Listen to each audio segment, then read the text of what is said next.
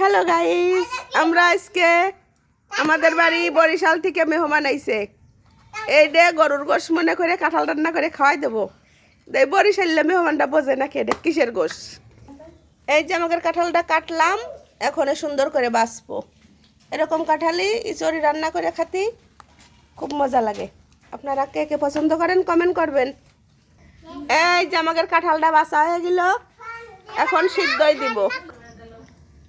এই এখন আমরা কাঁঠালটা সিদ্ধ করে নিচ্ছি। এই যে আমরা মশলাটা দিচ্ছি, মশলাটা ভুনা করব।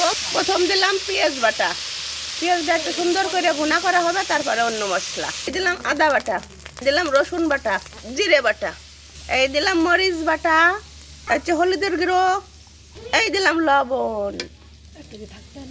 মশলাটা কষানো হয়ে গেছে, আমরা এখন কাঁঠালটা দিয়ে দিচ্ছি এর ভিতরে। এই যে এখন সুন্দরভাবে কষানো হবে। এই আমরা একটু গরম মশলা দিলাম, স্বাদ হবে গোশের মতো।